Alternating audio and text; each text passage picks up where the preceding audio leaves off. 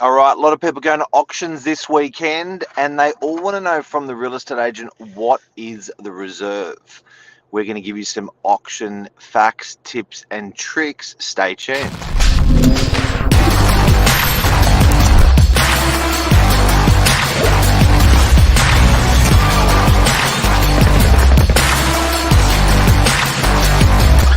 I'm the ringleader, so listen up.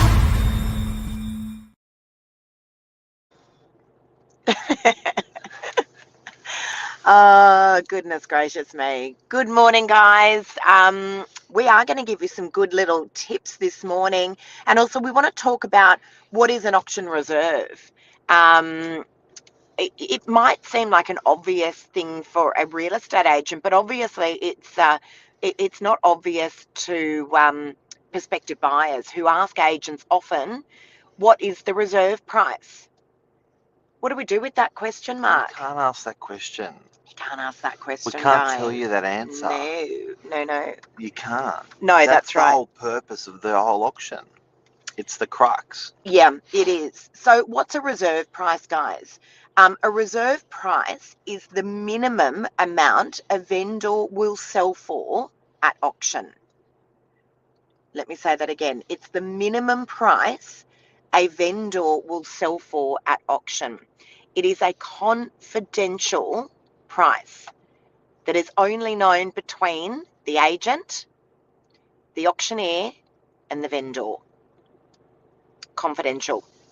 So, we can never, ever disclose what that reserve price is.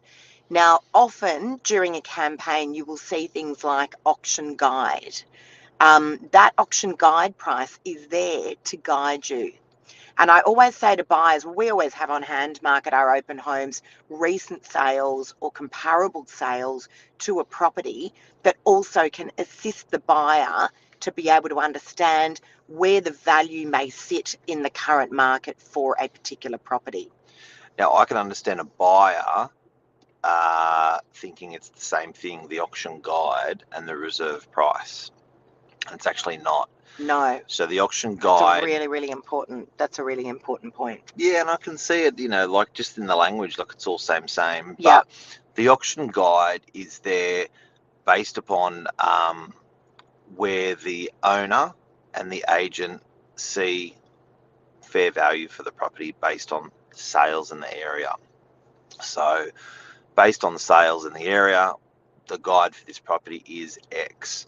Come reserve price setting. So the reserves normally set a day prior. It can be set the same day as the auction, an hour before, a day before, 3 days before, but generally a day before. And that reserve price set, the agent sits down with the seller or the sellers, goes through all of the feedback through the campaign. Sometimes if there's been offers, they talk about the offers, and then they'll set that reserve price down based upon the response. So the agent will make a suggestion, say, based on the response, I think this would be a fair and reasonable reserve price. At that point, a vendor may agree or disagree. Now, it is a vendor's final decision as to where they'd like to set that reserve. That's right. Sometimes they surprise the agent low. Sometimes they surprise the agent high.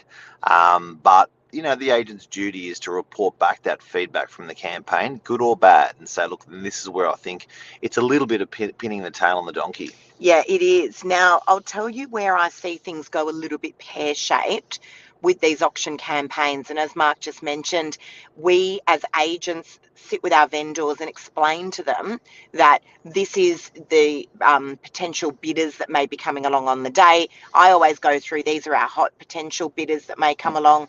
These are our warm potential bidders, and these guys are out for these reasons.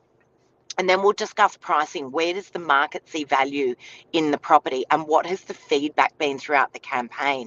And there's a whole lot of things that we look at. We also look at data. So I will pull all sorts of reports and go through all of those with my vendors as well, because that also paints a picture. Now, where I see things go a little bit pear-shaped is when a vendor thinks it could be a good idea to set the reserve nice and high in the hope that they're going to get more money on the auction floor on the day. I actually had a situation like this a few weeks ago at an auction. I was given a reserve letter just a few hours prior to the auction, actually, which can be tricky because it doesn't leave a huge amount of room for us to be able to go through conversations and strategy then with vendors. But a vendor had given me, Mark, a reserve letter, and I was like, oh, this is definitely not taking into account all the feedback that I've been giving you throughout the campaign. They're like, yeah, no, but we, what we're going to do is we may look at changing the reserve price and bringing it down during the auction if something happens with the bidding. Now, guys, understand, first of all, you can amend a reserve price down during an auction. You cannot bring the auction price up during an auction. But the 10 minutes... Reserve price? Yeah. Sure can. Oh, can you? No. No. On the fly. As long as the hammer... Yes. Stop, I never knew that. As long as the hammer hasn't fallen. The owner can run in and say, stop, and grab the auctioneer and say, I want it up. I actually never knew that. Well, we've never seen it. Are you sure about that? It doesn't happen, yeah. Are you sure about that? 100%. Okay. We'll come back to you on this one, guys. Are you doubting me? Just a conversation that I had. We'll come back to you on this one. Yeah. So, but understand, guys, every time we have to go and get instructions during an auction, you know, when the auctioneer says we're just going to get some vendor instructions, every time the agent needs to go away and get instructions from their vendor, the auction dies just a little bit. The momentum dies just a little bit. And what happened was we had 4 bidders at this particular auction, and we ended up losing 2 of them because we lost the momentum on the auction floor. It's open heart surgery. Yeah, it ended up having an adverse effect on the auction. I've seen that happen, Mark, many a time. It's like having open heart surgery. It is critical timing. It is a critical moment. And it's beep. It literally is. You want to be on it all the time, and you don't want to, any preparation you can put in before that auction, you put in before the auction, so it's a successful operation. Absolutely. So I always say to my vendors, please let me know what is the minimum amount that you will sell for on the day. You set that reserve wherever you like based on everything that I've given to you, but I also want you to let me know what's the minimum price you would sell for on the day. And I've just had a discussion. Exactly. We've got quite a number of auctions happening tomorrow. So if you just tuned in, we're talking about the reserve price being given out to buyers, and that question that buyers always ask is, what's the reserve? So if you're buyers out there and you're watching, probably a better question, instead of saying what's the reserve, and these are people that are probably in the couple days lead up, they're interested, they're keen, they want to know how's it going. What are the good questions a buyer can ask instead of saying what is the reserve? Because we're not going to tell them the reserve. What is the other feedback that has been coming in on the property in terms of where do the other buyers see value in this property? That's a great one, because at the end of the day, guys, understand, and I always say this to my clients, the market dictates. The buyers are the judges. You know, we're here to orchestrate the deal for a vendor and to ensure that we are getting the highest possible price for a property. But asking, where do the other buyers see value? What have the other buyers been saying about the property? And another question, which is a real curly one, Yep. A buyer will ask is, how many people do you have on the day getting registered? They do. Now, with registrations as well. The buyer's going to come up to, hey, Lisa, say it's Thursday, Friday, auction Saturday. Hey, Lisa, do you have many people registered for the auction? What would be your response? I'm not at liberty to disclose. I don't think that's acting in the best interest of my vendor. I don't disclose that. A lot of the time we don't even know because the registrations are on the day. Correct. So another one is only people that register like 1 or 2 days prior would maybe be offshore, because they're doing sort of, the paperwork to make sure the paperwork's right for whoever's bidding on their behalf. Or if someone's bidding on their behalf. So that's, it's not really a guide, but that day is when people roll in and, Mr. Big comes with a cash. Contract amendments. How many contract amendments have been made? Guys, asking how many contracts have gone out in this day and age is not really a good indication as to how many bidders are going to come along on the day. Bit useless. Excuse me. And understand, as I said, in this day and age, we just literally, it's the click of a button and we send a contract out to people.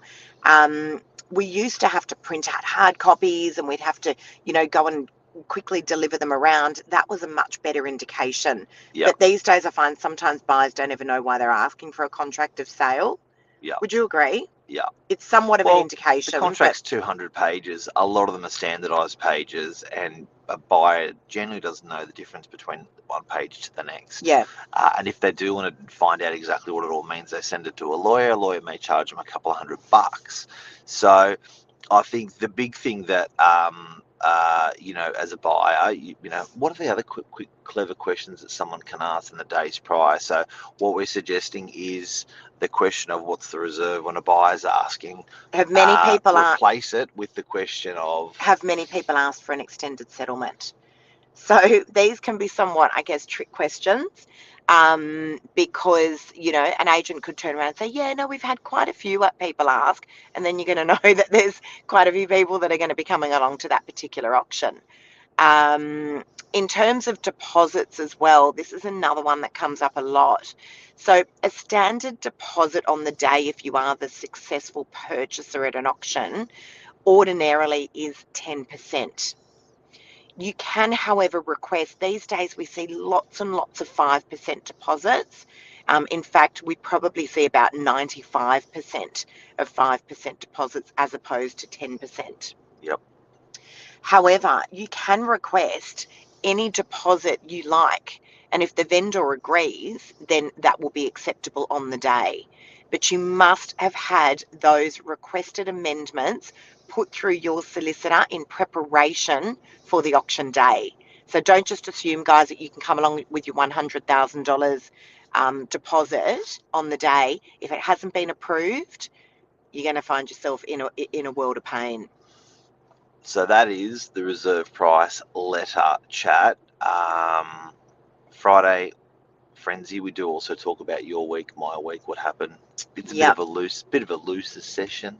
How's your week been? Yeah, you sound a little bit flat. Are you tired or something? Nasally. Yeah,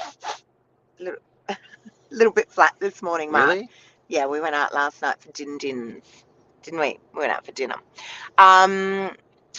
So what's been happening this week? Okay, a little bit more stock coming on. Appraisals actually have slowed down. I mean, my appraisal month is about 80 appraisals a month. They've been a little bit slower, I've found, which is interesting. That's a lot of appraisals. I do a lot of appraisals. World. And some really good stock that launched. Number 8 Farnell Street in Curl. You guys would have seen this magnificent property all over my social media. That launched this week. That's one of the Northern Beach's best properties. We had a very busy open home there on Wednesday. We are going to be holding another open home this coming Saturday. I do just want to talk about that property for a moment, actually, Mark. 8 Farnell Street in Curl with the dual street access at 74 Carrington Parade in Curl. Very unique, very, very tightly held stock. And it's really hard to get properties right along that beachfront there in Curl. And then in addition to that, you've also got this phenomenal dual street access. You've got these incredible views from every single level of this home that is completely kitted out. And make no mistake, people are still spending money on these premium homes, which always They certainly are. It seems like I find, I think people have got to remember when they're trying to analyse property in this market, it's not about the actual area or like the suburb. It's not about the property. It's about the type of person that owns that property as to how they're going to respond with their money in a tighter interest rate period market with rates going up. So Yeah. where I'm going with this is, if you're trying to work out what a segment of your property market's doing, work out the type of people that own those properties. If they're long-term people, if they're generally well insulated. If they're short-term financially people, it could be a bit stuffed. So there are belts in Sydney where people are living from week to Yeah. week. Those types of people, I think you'll see those properties suffer. And there are belts in Sydney where people are living from 5 years to 5 years. They're much longer term thinkers, better strategy wise. And I think you see those markets actually the same or doing better. Yeah. So a lot of parts of Sydney, there's been some huge sale, and everyone's like going, I don't get it. I just don't get It's it. so true. You know, there are so many micro markets at the moment, and often, you know, we'll see Tom Panos who will report on, you know, a lot of stock coming on in certain areas, and then we'll be looking at an area that we're in on the Northern Beaches, just going, I don't understand. There's just not a lot of stock, where our stock levels are so low, and it's exactly what Mark was saying. You know, different people, different areas, different mindsets. Yeah. Long-term thinkers, short-term thinkers. There's a whole lot that goes into that equation. You look at an area like the eastern suburbs. You know, it's so hard for buyers to buy these very, very premium homes, and that's why they're paying these exorbitant prices for them. We've been hearing about these 40, 50, 60 million dollar sales, and not one. There's been, you know, probably a dozen of them now. Interesting. Yeah. So there you go, guys. Thank you, Michelle, for always tuning in and always for your lovely comments as well. Really busy day tomorrow. I think we've got one of the busiest, for me, one of the busiest days I've ever had in real estate. We've got 3 auctions. We've got that beautiful property on Coco Beachfront showcasing for the first time on a Saturday, and about 9 other open homes as well. So I think we start at about 6 a.m. tomorrow morning, my team, and we'll finish up tomorrow night at about 8 p.m. if we're lucky. It'll be getting a good night's sleep Good tonight. times. Stock Phenomenal. and Yes. stock levels are, and you know what, I love my numbers. Yeah. Realestate.com got down to 460 properties. Yep. This week, 505. 528, I think. No, I went yesterday. 505. Don't make me look again, Mark. Don't make me look again. So I think stock levels, I read somewhere across the board, guys, stock levels were up by about 10%. So what I reckon has happened is the weather's really warm, and everyone always likes to wait for spring. FYI, the seasons have absolutely nothing to do with property values. That's a conversation for another segment. Just going to do this because Lisa's going to apologise. What does that number say, Lisa? We can't see. Can't see. Just read it out. Oh, but you screenshot it. Sorry, is that a screenshot? Yeah. Just hang on a sec, guys. Mark, keep talking just while I have a look. I screenshot it yesterday at 8:33 in the morning, and it was 500 Okay. and 4 properties. So Just it's bear pretty with me. interesting, the market. That's 10% more properties on the market in a Sorry, week. I'll just get an apology from Mark. There's 530 properties across the Northern Beaches as of today. There we go. Just let me show you guys up. 530. So there we go. Sorry, I'm waiting for the apology. So properties, guys, a lot more stock has come in. I've had a lot of vendors. In fact, I'm signing up a listing. I just got the go-ahead on it this morning, a vendor that was going to come on at the end of August, and they've decided that they're going to launch the property now within the next week. So I think this is the spring selling season now. That's what I think over the next couple of weeks. It'd be interesting to see what actually does happen in spring, given that it's all been fast-forwarded. There we go. Mark's a Leo. I love Leos. My dad was a Leo, and but they really they don't love to be proven wrong. Or Mark doesn't. I don't know if it's a Leo thing. All right, guys. I think that is a show. I think that's a show. Excited for the weekend ahead. Enjoy the beautiful weather, guys. And as always, thank you so much for tuning in. We really appreciate the support. You beat me on data. I did. Times have changed.